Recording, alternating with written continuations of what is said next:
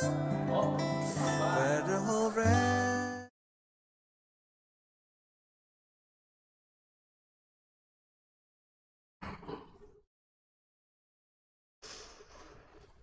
Jemaat yang dikasih Tuhan, bacaan Alkitab kita pada minggu ini terdapat dalam kitab Perjanjian Baru 2 Korintus 12 ayat 1 hingga ayatnya yang 10 yang menyatakan sebagai berikut. Aku harus bermegah sekalipun memang hal itu tidak ada faedahnya. Namun aku hendak mengatakan penglihatan-penglihatan dan penyataan-penyataan dari Tuhan. Aku tahu tentang seseorang di dalam Kristus 14 tahun yang lampau. Entah di dalam tubuh, aku tidak tahu. Entah di luar tubuh, aku tidak tahu. Allah yang mengetahuinya. Orang itu diangkat ke tingkat yang ketiga dari surga. Aku juga tahu tentang orang itu. Entah di dalam tubuh, entah di luar tubuh, aku tidak tahu. Allah yang mengetahuinya. Ia diangkat ke Firdaus dan ia mendengar kata-kata yang tak terkatakan, yang tidak boleh diucapkan manusia. Atas orang itu aku hendak bermegah, tetapi atas diriku sendiri aku tidak akan bermegah. Selain atas kelemahan-kelemahanku, sebab sekiranya aku hendak bermegah juga, aku bukan orang bodoh lagi, karena aku mengatakan kebenaran. Namun, aku menahan diriku supaya jangan ada orang yang berpikir tentang aku lebih daripada yang mereka lihat padaku atau mereka dengar dari aku. Dan supaya aku jangan meninggikan diri karena kenyataan-kenyataan yang luar biasa itu. Aku diberi sesuatu duri di dalam dagingku, yaitu seorang utusan iblis untuk menghantam aku, supaya aku jangan meninggikan diri. Tentang hal itu, aku sudah 3 kali berseru kepada Tuhan, supaya utusan iblis itu mundur dari hadapanku. Namun jawab Tuhan kepadaku, cukuplah anugerahku bagimu, sebab justru dalam kelemahanlah kuasaku menjadi sempurna. Sebab itu, aku terlebih suka bermegah atas kelemahanku, supaya kuasa Kristus turun menaungi aku. Karena itu, aku senang dan rela di dalam kelemahan, di dalam siksaan, di dalam kesukaran, di dalam penganiayaan, dan kesengsaraan karena Kristus. Sebab jika aku lemah, aku kuat. Demikianlah pembacaan Alkitab pada sore hari ini. Berbahagialah orang-orang yang memegang peringatan-peringatannya, yang mencari Dia dengan segenap hati, yang juga tidak melakukan kejahatan, tetapi yang berjalan menurut jalan-jalan yang ditunjukkannya. Haleluya.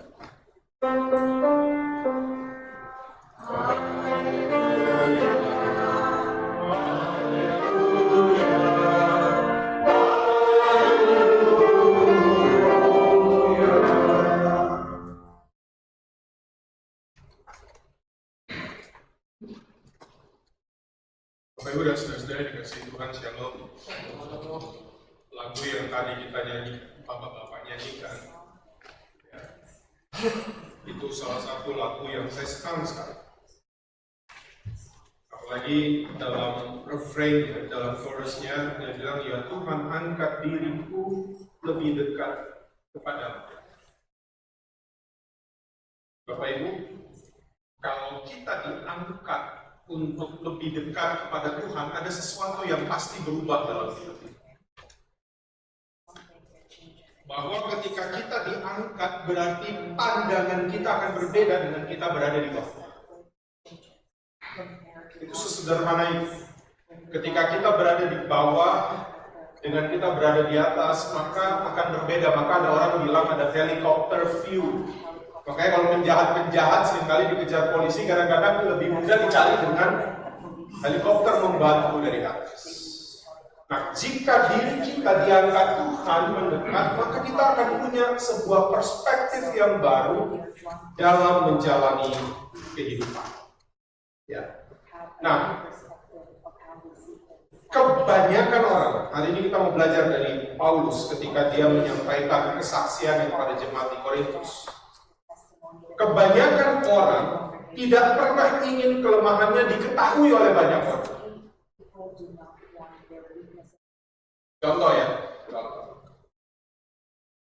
kalau saya lagi bersama dengan teman-teman atau dengan saudara atau dengan istri saya, kemudian kami lagi makan di rumah makan, mau difoto, fotonya diambil dari samping, maka langsung yang saya lakukan adalah tarik nafas. Kenapa saya tarik nafas? Supaya family pack-nya nggak kelihatan. Atau jika kita tahu angle muka kita kiri lebih kelihatan lebih baik daripada kanan, maka ketika mau foto dia pasti langsung ke sini. Oh, di kanan, dia balik ke kiri. Kenapa? Supaya angle-nya kelihatan kiri, baru dia gini. Gak mau kelihatan apa yang menurut dia kurang baik. Apalagi kalau orang terkenal. Maka Bapak Ibu jangan heran, orang-orang terkenal seringkali banyak menutupi kelemahan-kelemahan mereka dengan berbagai cara. Semakin dia terkenal, semakin keras usahanya untuk menutupi kekurangan dan kelemahan. Mengapa demikian? Karena jika orang tahu tentang kelemahannya itu, maka itu bisa dianggap sebuah kesempatan untuk menghancurkan reputasinya. Maka di mata dunia, menunjukkan sisi kekurangan atau kelemahan atau keterbatasan diri itu adalah tindakan yang bodoh. Orang berusaha untuk menutupi.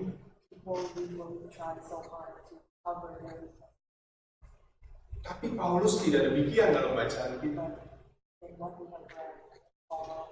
Sebagai seorang rasul yang pelayanannya luar biasa, dia tidak berbuat demikian.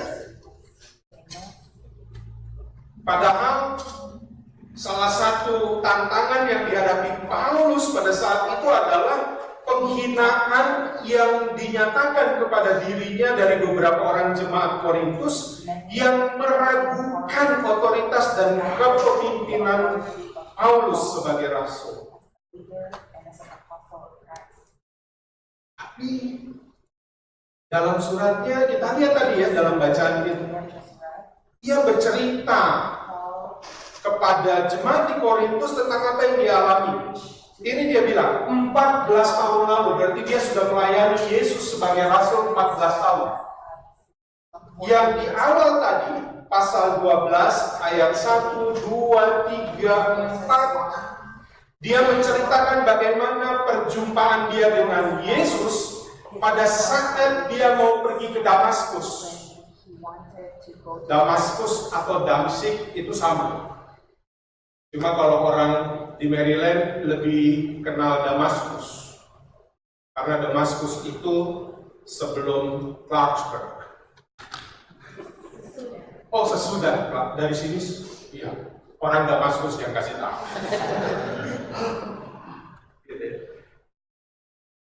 Damsyik, Damaskus itu hal yang sama. Ya. Dalam perjalanannya, ini yang dia ceritakan. Bapak Ibu perhatikan baik, ya, luar biasa pengalaman yang dia ceritakan. Dia bilang ayat 2, aku tahu tentang seorang di dalam Kristus 14 tahun lalu, entah dalam tubuh, entah di luar tubuh, aku tidak tahu, tapi Allah yang tahu. Dia bilang, orang itu, dari sini kita bisa tahu nih, surga dan tingkatannya ternyata. Orang itu diangkat ke tingkat yang ketiga dari surga. Dia bilang. Padahal ini bicara tentang siapa? Dirinya. Tentang Paulus. Ya. Dan dia bilang, aku juga tahu tentang orang itu, entah di dalam tubuh, entah di luar tubuh, aku tidak tahu. Allah yang mengetahuinya. Dia bilang, surga tingkat ketiga, ayat 4 dia bilang apa? Ia diangkat kemana? Firdaus. Bapak Ibu, kalau kita baca ini, ia diangkat oleh Daud. Mari ingat kejadian di kayu salib. Pada saat salah seorang penjahat di sisi Yesus bilang, ingatlah akan daku, maka Yesus bilang apa sama dia? Hari ini juga engkau bersama aku kan berada di. Nah, ternyata Paulus mengalami. Dia ceritakan tentang apa yang terjadi. Dan orang akan merasa bahwa ceritanya ini hebat. Bapak Ibu, di Indonesia itu banyak orang yang senang kalau pendetanya udah pernah ke surga. Wah iya. Apalagi ke surganya naik turun, naik turun, naik turun. Senang. Itu artinya pendetanya ngomong apa aja. Haleluya. Senang banget. Ya. Saya kadang-kadang berpikir, wah seneng banget ya, naik surga turun, naik lagi surga turun, naik lagi surga turun. Yesus naik, belum turun. Mari kita berpikir dengan baik kan ya. Ya, nah, jadi orang kalau dengar, orang dengar ke surga, wow itu luar biasa. Ya. Bahwa itu sebuah pengalaman yang tidak banyak orang bisa miliki, dan Paulus menceritakan itu kepada jemaat di Korintus, dan itu bisa membuat orang wow. Tapi selain itu Paulus nggak cuma cerita itu. Dia bilang Tuhan mengangkat dia ke Firdaus. Tetapi dia juga menceritakan sesuatu yang lain.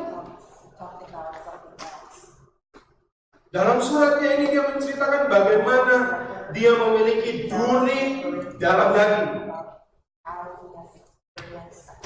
Ada banyak yang menafsir tentang duri dalam daging ini, tapi ada yang mengatakan bahwa ini sakit yang dialami oleh Paulus. Dan untuk duri dalam daging ini, Paulus berdoa kepada Tuhan 3 kali. Dan Paulus meyakini bahwa ini adalah utusan iblis yang mencoba untuk menghancurkan dia. Bapak Ibu bayangkan ya, kalau kita tahu bahwa ada utusan iblis yang mencoba untuk menghancurkan, maka orang pasti percaya meminta kepada Tuhan.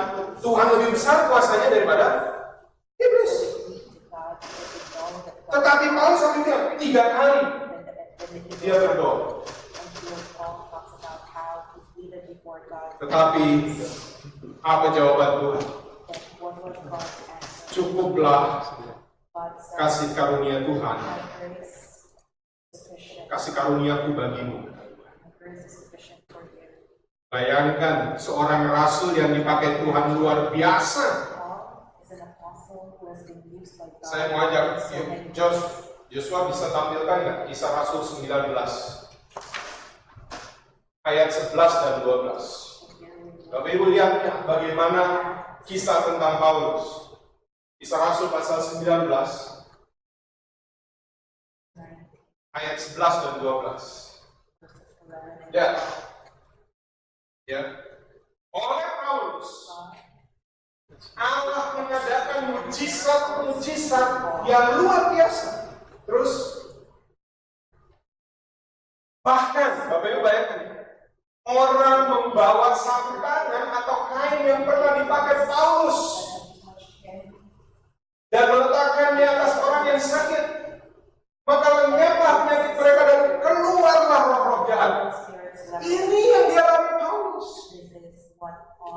Dia menyembuhkan orang, tetapi sakit di dalam dirinya. Tuhan bilang, cukup kasih karunia.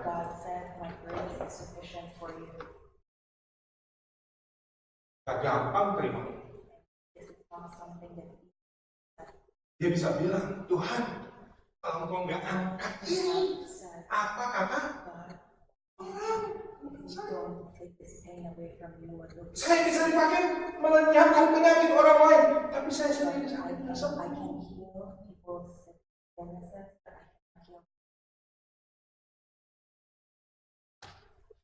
Dan saya bayangkan kalau saya jadi Paulus yang ini, bagian ini tidak akan saya ceritakan kepada siapapun.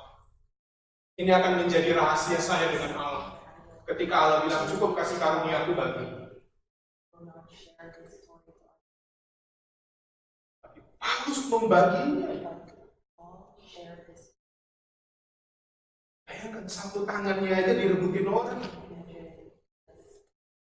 Apakah orang nggak akan bilang nanti, Paulus, you banyak berdoa buat orang tapi kamu kurang iman. Paulus, kamu mendoakan orang tapi kamu kayaknya dapat hukuman Tuhan. Apa jadi?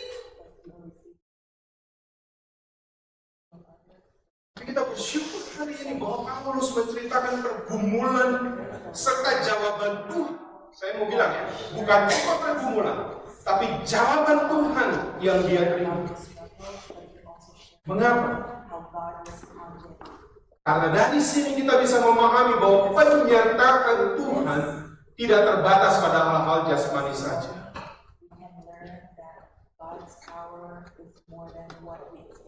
Yang kedua, kita belajar bahwa walaupun ada duri dalam daging, saya nggak tahu, kita semua bisa mengalami ini. Apapun itu duri dalam daging bagi kita. Tetapi walaupun ada duri dalam daging itu,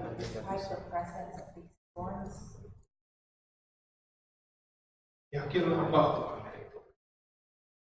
kita akan tetap dapat bertumbuh dan bertumbuh.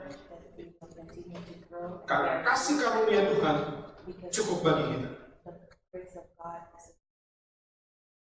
Dan yang ketiga, kita tahu bahwa kuasa Tuhan justru mengalir dan dinyatakan sempurna saat kita dalam roh. Saya ambil contoh. Tidak mudah waktu dulu saya ketika membaca bagian ini untuk memahami perkataan Paulus. Dia bilang begini, justru jika aku lemah, maka aku kuat. Lemah sama kuat itu kan kebalikannya. Ya. Mari bayangkan, jika aku panas, maka aku dingin. Kan bingung gitu. Tetapi dia bilang, ketika aku lemah, di situ aku kuat. Dan saya menganalogikannya begini. Anak saya Joshua dulu paling takut sama ondel-ondel. Bapak Ibu pernah orang yang di Jakarta yang tahu ondel-ondel? Saya lupa kalau saya kasih fotonya bisa muncul di sini. Ondel-ondel itu kesenian dari Betawi, Jakarta, boneka yang besar, yang satu warnanya merah. Nah iya, dia lagi pakai batik ondel-ondel sekarang, dia nggak tahu. Nanti kalau Bapak Ibu lihat. Tapi ondel-ondel itu yang satu merah, yang satu putih, biasanya sepasang. Itu besar dan ada orang di dalamnya. Jadi kalau ada musiknya, nah dengan cepat Joshua Simbolon kasih gambarnya ini ondel-ondel. Kalau dia udah ada musik ondel-ondel ini, orangnya cuma gini. Nah, ini itu musiknya masih di mana, baru kedengaran sedikit aja Joshua sudah lari. Ya sudah lah. Bahkan di dalam mobil pun ketika kami lagi jalan, dia lagi duduk santai di belakang misalnya, dan ketika ini musiknya bunyi, tiba-tiba dia dipangku manggung. Masih ingat ya? Dia paling takut ya. Nah, ketika dia merasa lemah, ketika dia merasa takut, ketika dia merasa insecure, dia langsung cari ke siapa dia bisa dapat perlindungan. Dan dalam kelemahannya justru dia mendekat dengan sangat kuat maminya atau papi. Dan dari sini saya memahami Paulus bilang, jika aku lemah dan aku tahu tentang kerapuhanku, maka aku harus tahu kepada siapa aku harus berpegang kuat. Dan Paulus bilang, ketika Tuhan bilang cukuplah kasih karunia-Ku bagimu, dan Paulus tahu, karena dia tahu dia bisa bilang, jika aku lemah, maka aku kuat. Bahkan Paulus bilang dalam bacaan kita, dia justru membanggakan kelemahan. Supaya apa? Dalam bacaan kita, Di ayat 7 dia bilang, supaya aku jangan meninggikan diri karena penyataan yang luar biasa. Saya mau bilang lagi, Bapak Ibu, kita manusia yang rapuh. Kita bukan orang sempurna. Justru kita mesti mengakui kelemahan dan kerapuhan kita, sehingga kita tahu bahwa kita butuh Sang Maha Kuasa. Dan dalam kerapuhan kita, ketika kita mengakuinya, dan kita akan tahu sikap apa yang harus kita ambil. Maka ketika aku lemah, aku akan pergi dengan segera kepada penolongku, dan aku akan mendekatnya dengan sangat kuat, dan aku tahu di sana aku mendapatkan penolong. Bayangkan Bapak Ibu, ya Paulus sangat bergumul dengan duri dalam daging ini. Berulang kali dia memohon kepada Tuhan supaya hal ini diangkat dari dirinya. Namun Paulus akhirnya tunduk pada otoritas Tuhan. Dan Tuhan bilang, my grace is enough for you, for my power is made perfect in weakness. Berdasarkan pemahaman ini kita dapat mengasumsikan bahwa Paulus menerima jawaban Tuhan ini dengan kesadaran pentingnya ketergantungan kita dan kepercayaan kita pada kasih karunia dan kuasa Tuhan.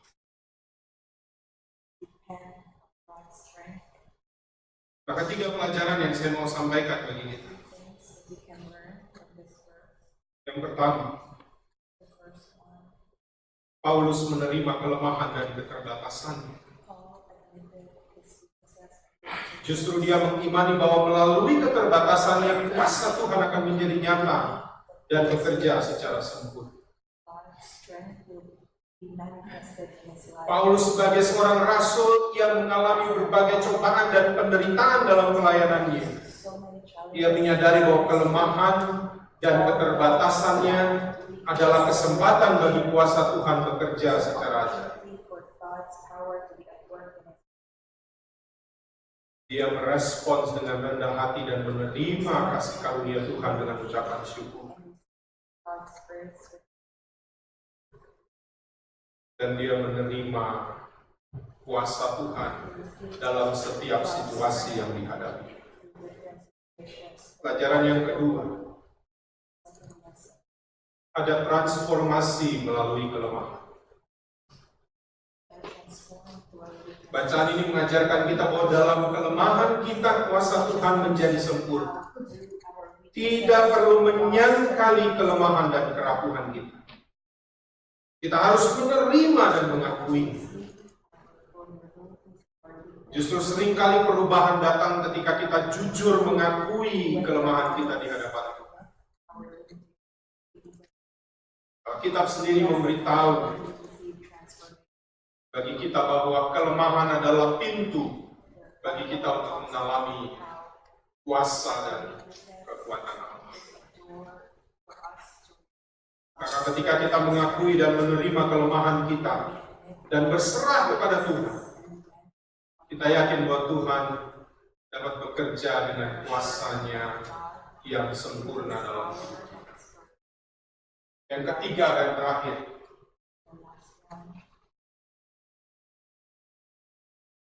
when God doesn't make sense, ketika Tuhan tidak masuk dalam akal pikiran kita seperti yang dialami Paulus, seringkali kita nge-push Tuhan untuk ikut apa cara berpikir kita. Paulus coba lakukan itu, makanya dia berdoa 3 kali. Tetapi ketika dikatakan Tuhan, cukuplah kasih karuniamu bagimu, justru dalam kelemahanmu lah kuasaku sempurna. Paulus menerimanya dan dia bilang, ketika Tuhan tidak bisa masuk dalam akalnya, tetapi dia yakin bahwa kuasa Tuhan akan menyertai. Dalam hidup ini banyak hal mungkin tidak bisa kita pahami. Tuhan, kenapa ini terjadi? Tuhan, mengapa itu terjadi? Tapi justru di dalam kelemahan kita akan melihat bagaimana kuasa Tuhan bekerja. Dan bukan hanya kita yang melihat, tapi orang lain juga melihat dalam kelemahan kita. Ternyata ada kuasa yang tidak kelihatan yang memberikan kita kemampuan untuk tetap bertahan. Dan itulah kasih karunia. Saya bilang kelemahan kita bisa menjadi kesempatan bagi Tuhan untuk mengubah kita. Kelemahan kita bisa menjadi kesempatan kita melihat kuasa Tuhan bekerja dalam diri kita. Dan dalam kelemahan kita, itu akan menunjukkan kemuliaan Tuhan melalui hidup kita sekalian. Tuhan memberkati.